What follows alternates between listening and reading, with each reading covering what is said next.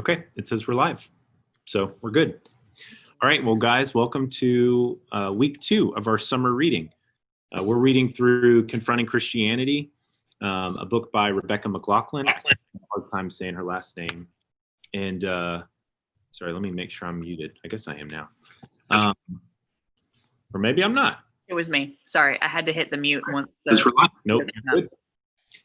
Anyway, so yeah, we're on chapter 2. That's what we read last week. And before we jump in, I'd like to go around and introduce everyone on the screen again, because we have someone new joining us. So my name's Hunter, and I help oversee groups and classes here with Amy. I'm our discipleship minister. So either of you can choose who wants to go next. I'll go. I'm Amy, since you just mentioned me, Amy Clackham. I'm the discipleship director at Crosspoint, and that also involves groups, classes, and developing content, which we're doing right now for upcoming classes. Yes. And I'm Wanda. I'm the children's ministry coordinator, so I'm the one making all the lessons for your little babies.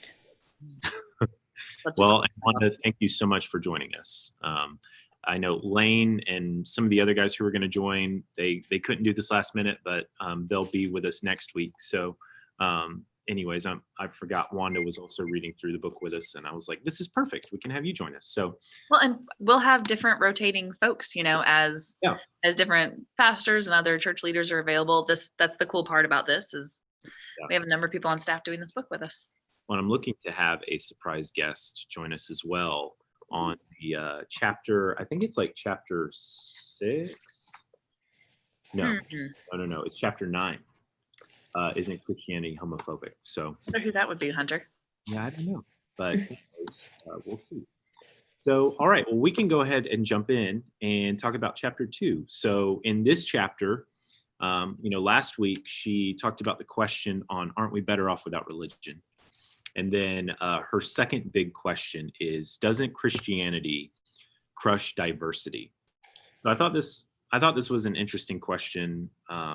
One, because I guess this would not have been on my list of big questions, I don't think, just because I don't think I've heard this question as much. I've heard the question about, doesn't the Bible condone slavery and all this, other tough questions like that. But I guess I've never really thought about this question. But the more that I read the chapter and the more that I've thought about it, the more I'm thinking, actually, I have heard this a lot. It hasn't necessarily come across this way, but I've heard this taught, even in school growing up in my history classes. I've heard just talking about how Christianity is, tried to take over the world and it crushes cultures and all this kind of stuff. And so that's basically the big question that she poses here, is this idea that Christianity is a white Western religion that's tied to cultural imperialism, which is all kind of, again, big words, but basically that it's white man's religion that's been used to conquer the world by the West in some ways. So I'm curious from you guys, is this a question that you feel like you've heard before, or that you've experienced, or something that you've had difficulty answering? Or I'm just curious if this is a topic that's come up before for you. Oh, I think like you, Hunter, it's not something that I've heard, that phrase as much as just the idea, the idea of the white Christian conqueror and how forcible it can be to strip other people of their culture, their ways of life, So again, I also agree with you. It's not the kind of thing, when I looked at the chapters, I was like, yeah, maybe. Yeah. But I have to say that after reading this chapter, I'm pretty ashamed at my lack of knowledge around the church worldwide and how it's developed over time. Yeah. I think Amy and I both could say, not necessarily hearing the question, but being in another country where Christianity is not prominent, how people would assume that they would assume the white people are bringing the message somewhere else, because the mission trips that we've been on are predominantly white people going to these areas, and why people would assume that. Yeah.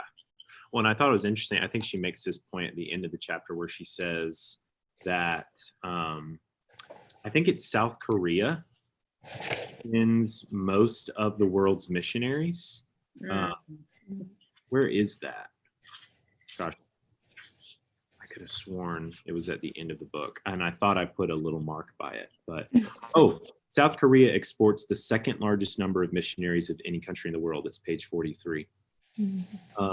And yeah, of course, we're going to get into, I'm sure, about how Christianity is exploding across the world. And the irony of it is that it's in Western, white America, where it's actually not as flourishing as much as it is the rest of the world. But yeah, like I had mentioned earlier, I think for me, I think about my experience in school from my history teachers, especially my world history teacher, who just taught about, the Crusades and British imperialism and so on, and how Christianity was kind of the face of all of that.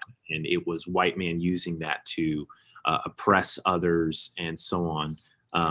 And it was almost something to where it's like, Christians, you should be ashamed of your history, And I love how she's actually showing us on how this is actually not true. There are pieces of the imperial side that were linked to Christianity that we should, I think, still be ashamed of, but that overall, that Christianity as a whole, that is not something that has done what we've necessarily been taught. Right. I love her quote of, Christianity may have held a monopoly on Western culture, but Western culture has never held a monopoly on Christianity. Yeah. So again, because I think we think of Christianity as a Western, we think of it in our kind of context. And isn't the most popular picture of Jesus is that blonde hair, blue-eyed, and that was painted in the 1940s with a purpose of making him look a certain way. But that has just become this culturally accepted ideal that's just so inaccurate. Yeah. No, that's very true. And I know that's even something that's being discussed today. I saw on the news some archbishop was talking about bringing back the white Jesus, and I don't understand it, but it is crazy to think that the majority of, if not all of, the Bible characters are not white. It's kind of like, oh, right, I'm reading this through a very like History Channel lens of, the Bible series that they make. But so when I was reading this, Hunter, I was thinking about you and a question of, how do you think when you read the text of the Bible and you're clearly in the Middle East when you're reading this, how people got so far away from that and it became a white culture thing? Yeah. No, that's a good question. I mean, I think part of it, she does talk about how in the Middle East, the roots of Christianity there are great and vast, and because that's where it was birthed out of. Whereas today, because of ISIS and terrorism and so on, it's really hard to actually know how much Christianity is flourishing there because of how dangerous it is to be a believer there. But yet she still even makes the comment that Iran is the church in Iran is flourishing. But a lot of that is because, as history progresses and Christianity does move west, and I think, again, even thinking about America being founded on religious freedom and I guess I think that's, we like to, I think she makes a point about how diversity calls out our blind spots. And that's why we need to be around others who aren't like us. But if we are only around people who are like us, which typically we are, especially in our context, we see things how we want to see them and through our own experiences and so on, which is why I think we read the Bible through our Western white lens. And that's why diversity is so important, because we need to be reminded of our blind spots there. Like the blind spot of painting a white Jesus, hey, literally, this is just not true historically. I mean, he was a Middle Eastern man. So, I think that's just a big example of a major blind spot, because we want to read the Bible through our lens of our own experience, which is why I love how she points to the fact that the New Testament especially is like the most diverse piece of literature, and how it promotes socioeconomic diversity, with different classes and so on, seeking to help the poor, but then also racial diversity, and the social barriers that Jesus would challenge, even racially. I think that should encourage us and remind us of, again, our roots. Like, our faith promotes this type of love and diversity that, I feel like this secular Western mindset is trying to claim that we're against. You're not what's the word? Not tolerant, but you're not for diversity, right? Whereas our faith is the most diverse faith in the world. Like, we don't realize that, but that's true. Like, we are for diversity. These are things that are principles of our faith, but yet secular Western culture, I think, will try to claim that they are for that, which is ironic because they are the most white out of all of the kind of religious groups. So if you could categorize them as a religious group, but I love on page 35 where she talks about, some of what you've just said, the Bible's diversity ethics, but how the very last thing that Christ on earth said was to go to all the nations. So to act like we are only this one-sided, I guess, group is crazy, because that means every single nation. And then in Revelation, it refers to all the nations, the tribes, and the tongues. And even, I know we just finished the Colossians class not too long ago, and we're just wrapped up Galatians, and all of those books have clear points to, it's no longer Jew and Greek, and this is not about diversity in being separate from people. This is about all of us being one together. Yeah. I love that she brought all that up. That's good. Well, okay, one question that I did have came from page 41 about this idea of every culture has blind spots, and that diversity actually helps us to see our blind spots. So I'm curious, and especially thinking about just right now, like the time that we're in, how do you see that being true? Being around people who don't look like you, don't think like you, so on, don't come from similar experiences like you. How do people like that help reveal our blind spots and help us to see them? Wanda, you want to go first? Well, yeah, because I was going to mention right before he said that, the conversation on page 42 about the little kid with the Chinese woman and how both of them assumed that neither one of them knew Jesus. Yeah. I can say that I've been in similar experiences where you're going to say something like, oh, bless your heart, or Jesus loves you or something, and then you stop yourself because you're not sure if that person, when actually they know and love Jesus for, decades longer than you have. And I'm not really sure in me what made me make that assumption, other than just like in this particular situation, she assumed because the lady was Chinese that she wasn't raised the same way she was, or didn't understand the same things that she did. So me personally, living in a very diverse home, Christianity, even across racial barriers, is different. Like, if you go to an all Black church versus an all white church versus a multicultural church, you're going to get a varying experience. And sometimes even the word is taught differently.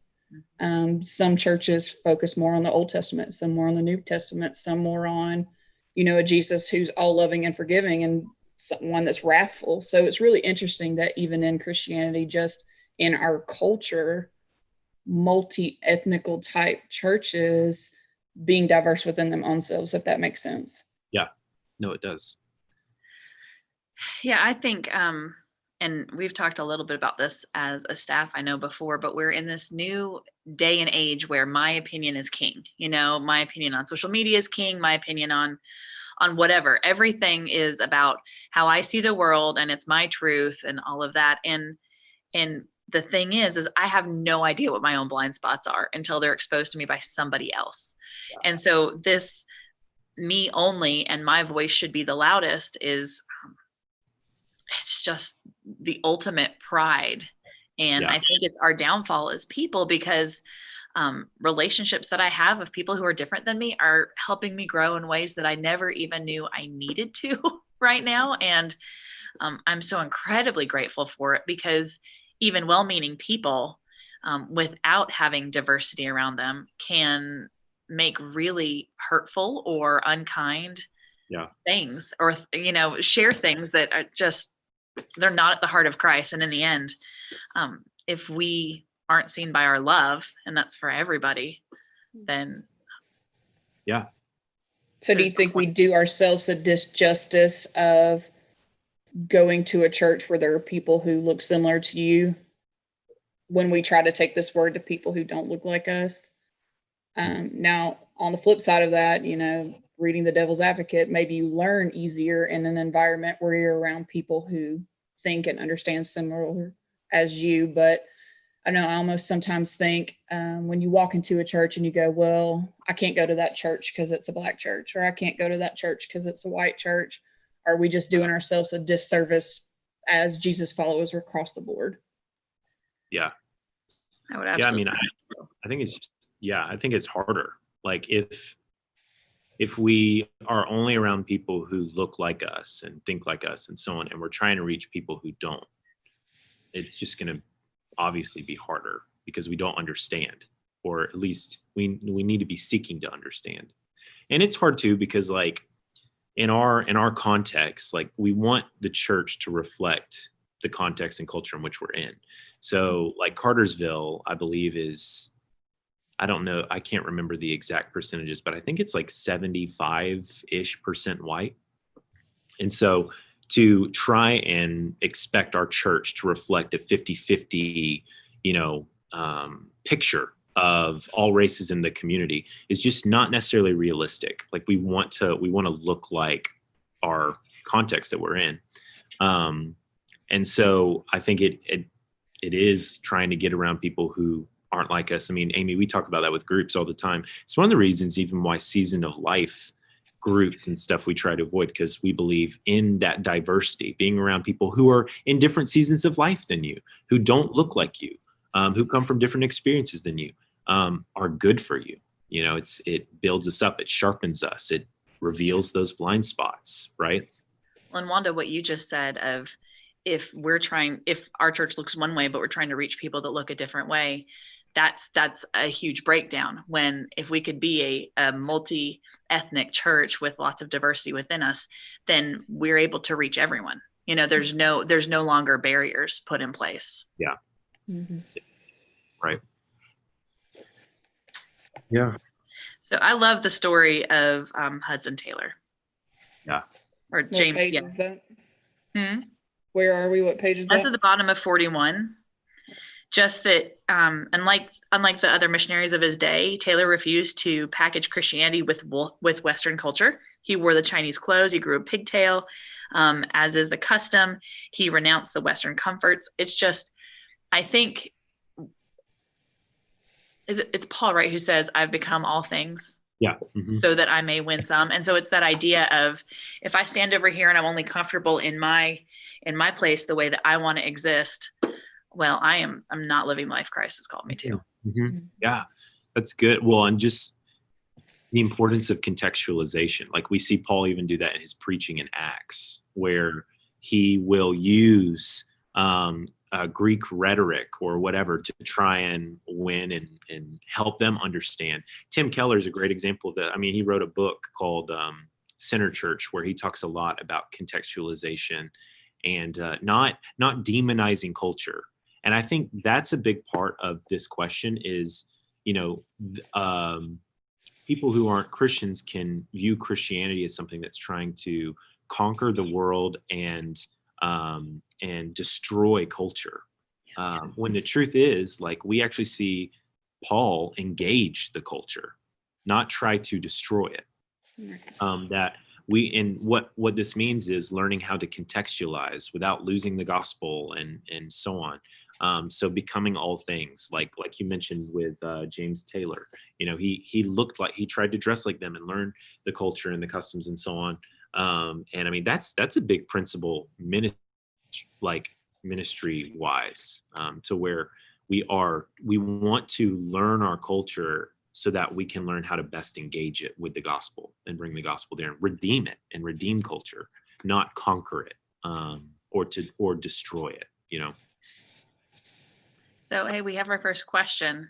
And I know I'm looking at the time. We've got only about 10 minutes left. So John Rigdon posted, while we have a token number of Black members, our church has done nothing to reach the Hispanic and other groups in our community. Yeah. So he's right. I mean, there's 10, I want to say when I did the recent study of a 20-mile radius, there's like 10% of people in our community who are Spanish speaking or Hispanic. And I mean, I think this goes to something to where, yeah, we definitely should learn how to engage them. I would hate to say that we've done nothing to try to help engage them. I think the language barrier, sure, but like at Hope for Christmas, I know we try to have people who are bilingual to help meet those families' needs and care for them. We're not necessarily broadcasting like a bilingual service and so on, like I know some churches could and so on. And I think we could probably be more intentional in the ways we try to engage that community. But yeah, I think isn't one of the MOVE initiatives also to be able to set up a center English is for families to come in together and to grow and to learn in that. So yeah, I'd say like Matt Warren and a lot of people on our staff are aware of this, and they're wanting to best learn how we can engage people in our community, especially who maybe don't speak English, but only speak Spanish. But yeah, I mean, I think this is, again, something where we should seek to pursue them and understand. But yeah. Well, and again, we're learning our blind spots. This is an area that we need to have more conversations around. Yeah. I wouldn't say our church is exclusive though, because we do have Hispanic members who speak English and who don't speak English. Yeah. So I wouldn't say that we as a church make it where those people are uncomfortable, because we do have those members as well. We have them even on our serve teams. Yeah. Well, and it's true. Like, I mean, I've had that thought before of like, okay, knowing this about our community, like we should be intentional about how to better engage people where that is a barrier, like language is a barrier for them to coming to church because they don't necessarily understand. And I know we have Spanish Bibles and so on at the church that I've even given one to a kid from Ecuador who couldn't speak English, so that he could at least, his parents could help show him which verse and so on. But yeah, there's definitely more ways in which we can be more intentional to engage that part of our community, I think. One thing I love, this is irrelevant, but I was for sure to highlight, was that she said that the people most likely to be Christians around the world were women of color. Mm-hmm. And that just really stood out to me, because I'm thinking it's not just people of color, but it's women of color. In there, you have two minorities, right? You have women who are easily marginalized in a lot of cultures, especially. And then you have people of color too. And so that goes to, I think, the point that she was, I think, making earlier about how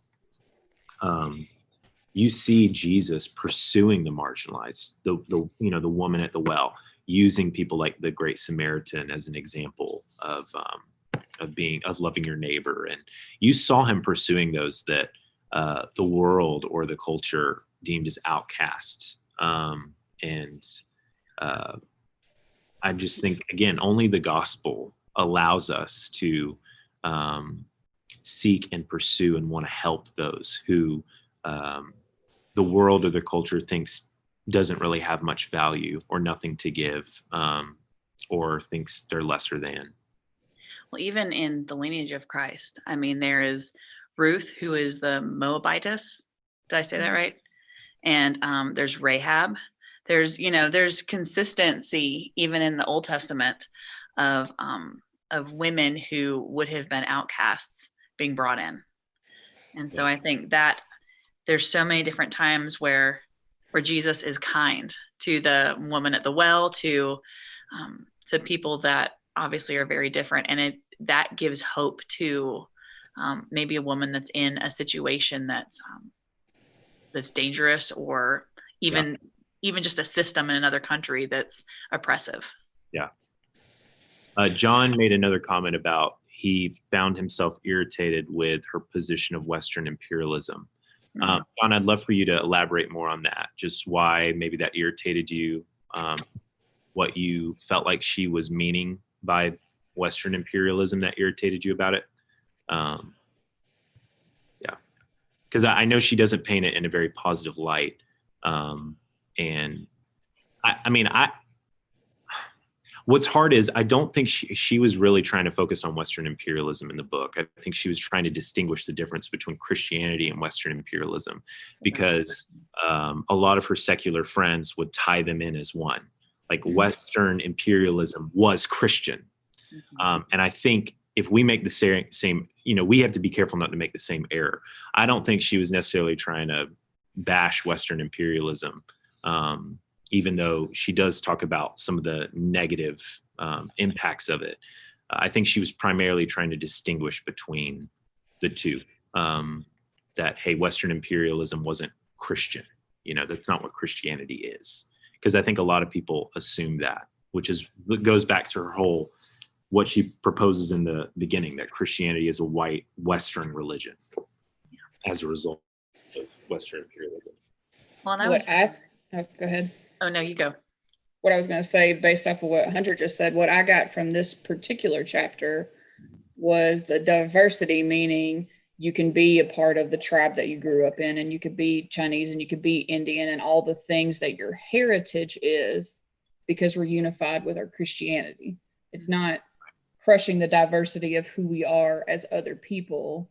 It's equalizing us as all being Christians. That's what I got from this, unless you guys got something else. I love it.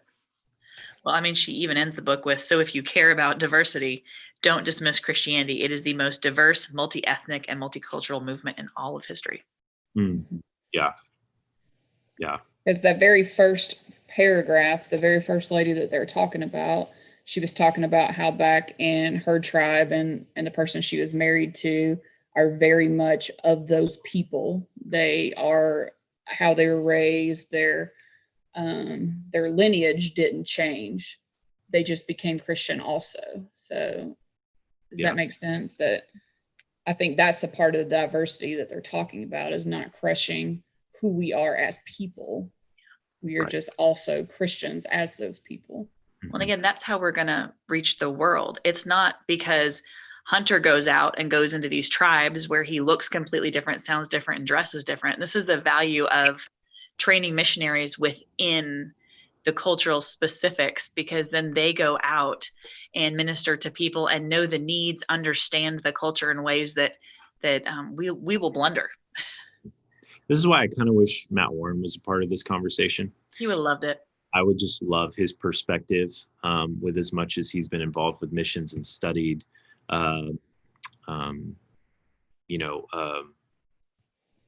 cross-cultural missions and so on. Because I think he'd have a lot to add here that I'd love to just hear more about, this idea of contextualization and reaching other cultures and so on. Because I know there's a lot of different theories on this. There are some people who think culture is evil and all you need is the gospel, and you don't need to worry about the way it's communicated or cultural barriers and so on. So you have one end of the spectrum, then you have another end to where you lose the gospel because you culturalized it so much, and finding that balance of contextualization, when specifically with missions. But, and then towards the end of the book, this was something I underlined. She said that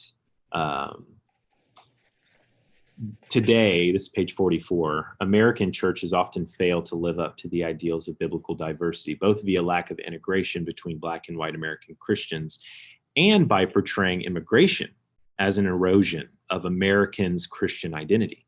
In fact, the opposite is actually true.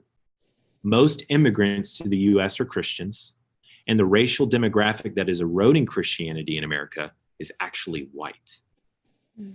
And I just found that fascinating and astounding of, like, we're wanting to protect our nominal Christian faith from immigrants and so on because they're the threat to our faith, when the truth is we are the threat to our faith. This nominal Christianity that's trying to seek our own comfort, and which is why it's dying. I just thought that was so fascinating. Well, that's a good point to end on. It's 1:00, man. Oh, wow. Okay, cool. Well, guys, listen, thank you for those of you who've watched, who are reading along. We're going to read chapter 3 next week, which is on how can you say there's only one true faith. Right now, we're still going to go at the pace of just reading a chapter a week. We talked earlier about if we wanted to jump to 2 so that we finish the book sooner. But for now, we're going to keep doing 1 chapter a week. And then the other point I want to add is every week we're going to be doing a new video link for this. So it won't be the same link every time. It'll be a new video on our YouTube channel.